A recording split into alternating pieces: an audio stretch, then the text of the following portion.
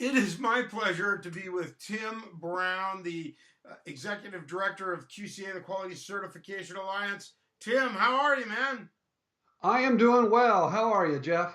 I'm great. I completed a cool event last week, the Wings for Life World Run, and I saw that you had done a marathon, and I got to reach out to Tim Brown and talk to him about this because I've known you for years, and I had no idea like that you were a runner. This happens a lot. You know, find out Paul Bellantone's a closet runner, and there's all these athletes in the industry. So tell us first of all, have you always been like active or a runner, or what's the story? The background is I've been active for many, many years. When I early 20s, I Oh, was a so little like bit pretty in, recently, yeah, pretty recently. last year. So yeah, my early 20s, which to give you an idea, I'll be 50 in 2 years. Ooh, So pretty open about that. kind Yay! of guess where I'm at then. But I started lifting weights, doing a little bit of running, but it was more of to warm up so that I could lift weights. I was a very skinny guy, and I wanted to put some bulk on, and that's what I did. That's where my initial fitness habits got. And then I was an avid gym rat for about 15 years. My late 30s, it started wavering, but I got into running a little bit more. And so I started running more. The weights started hurting the joints more and all that kind of Ah, stuff. yeah. And my wife got into running, and she was not nearly as active. And the minute she did that, we just kind of started running together. And so I still work out with free weights and stuff just to kind of just keep some strength training going. But I mean, I used to be a true gym rat, and then uh, as I do it now, I have just gradually progressed in what I'm doing, how much I run, and it's a great way to clear my mind. Let's put it that way. Well, I think there is a certain thing that happens, whether it's your endorphins or whatever, that happens with running. And I've done many of these interviews, and everybody kind of says the same thing, and people do different things to stay active. But like you, it was my wife who, well, actually, my wife got into running, and I sort of came along for the ride, and it was something we could do together. And from that, we met an amazing group of people that I refer to affectionately now, the Runner's Lane group. We do hikes, we do runs, and that's how I pulled off training and doing the half marathon. I'm wearing my half marathon shirt. In honor of you, Tim. I should have worn my other shirt from the Yeah, weekend. yeah, I wish I'd have known. yeah. Dang, well, we missed out on that opportunity, but it's from that encouragement of other people that birth Successful for Life, because we want to encourage people on their wellness journey, um, both inside and outside the industry, and that's what we're really excited about. So, just really briefly, tell us about the marathon experience. What was it like? I know 26 .2 is a long way, baby. It is, and my longest training run was 20 miles. So like I said, I've done lots of 5Ks, lots of 10Ks. I did the Flying Pig Marathon in Cincinnati, and I won't go into the whole background about why it's called that, but it has to. We're also called Porkopolis. There was a lot of meat packing plants here many, many years ago. So we have. It's a very hilly marathon, one of the more hilly ones in the country. Mm. So it's not a good one necessarily for your first, but it's Yeah, a hay hills. tremendous event. And I've done the relay for it. From the relay, I decided to do a half marathon several years ago, and I did that. And then I finally stepped up and said, before I turn 50, my bucket list, I want to do a full marathon, and I did it. Was concerned going in based on my 20-mile runs, but you nailed it. When the people will help you, not just the connections, people talking to me, coming, leading up to the race, but out on the course. Mm. Right. You hear people talk about hitting that wall in a marathon. I don't feel like I ever really hit it. I will tell you, in my longest training run, I did. I hit it at 17 miles. Mm. But I did not hit it here. Anytime I started to go down a little bit or struggle, the people on the side Right. just cheering you on and being there, it lifted my spirits, and boom, I was back up again, and I was ready to go, and just an amazing feeling inside. Amazing Yeah, things.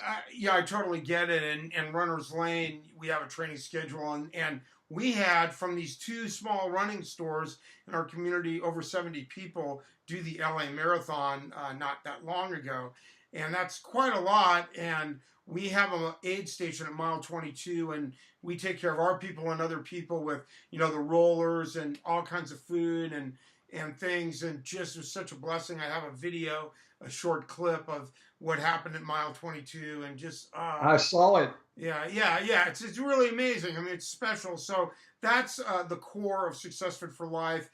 Yes, there is a business component where distributors and suppliers can sell products into the hot health and wellness market, but the other part of it is encouraging people on their journey wherever they're at. And so in wrapping it up, I want to ask you, what tips or suggestions might you have to somebody who's never really been that active like you've been? And like me, I actually only came along because my wife got into it and met some great people. But any thoughts on that? I think your story is great yourself, that, what you've shared with me and what I've seen over the years, and it's mirrors so many other people. You're not going to go in just doing, I'll give you an example. My brother-in-law, after watching me do this, he says, I want to jump in and do it, but he said, you know me, he goes, I'm 100% or go home. And I said, you can't just jump into this. You need to, start out with some little runs. See that you feel. You may find out you can do a half a mile and you're pooped. Right. Or you might actually surprise yourself. You make it a mile. Then, you do that for a little while. Then you gradually build on it. You slowly start, drinking more water and less pop. And it just it's a slow transformation. I think people set themselves up for failure when they try to do too much too quick. They're drastically changing diets, adding in all this exercise. Do it a little at a time, and you'll find that those small changes over time, you reap the benefits of it. And before long, I never thought I'd do a marathon. Right. I may have been active, but I never in my wildest dreams thought I could actually complete this. Right. And it just the mind is an amazing thing, but you can't just flip a switch and change everything that's in there already. Yeah, exactly. I know there are many people that have done the LA Marathon and these other marathons that our group does that never thought they could do it, and they do it because, if you can do it, I can do it, and we all do the training schedule. And I don't personally have the marathon on my bucket list because I just hurt too much, but I'll probably go for another half, and that's a long way. And this is what, again, is so exciting about what we're trying to do with Success Fit for Life, is just to encourage people to be active, whether they like to hike, or you can start by taking the dog out, and anything can get you going. And we are excited. By the way, this isn't a business conversation, but you are the executive director of QCA, and we are excited that we have a few QCA accredited suppliers on the Success Fit for Life website that distributors have access to. And that's just important because, one, they're great companies, big companies that you know of, and some you might not even know of. But again, these are products that can be sold for achieving goals in wellness programs or in our events component to raise money for worthy causes. So we're excited about what we're doing there. We appreciate the participation of QCA, the Quality Certification Alliance. People might not know what that is, but you can look up and learn more about it. It's at QCAalliance.org. QCalliance.org. You can learn more about us there. What I would like to just echo what you were saying, what you're doing with the Success for Life. I think it's a really great endeavor, and I like how you're bringing your business and your personal and your passion together. You're launching something that you're passionate about. You're relating it to the industry. You're bringing in your experience from that. You're engaging others in the industry. It's helping others to jump on and maybe seek out being more fit themselves. And then from our standpoint, I know our suppliers are proud to be represented in that, and we're going to work hard to get you more suppliers on there from our group.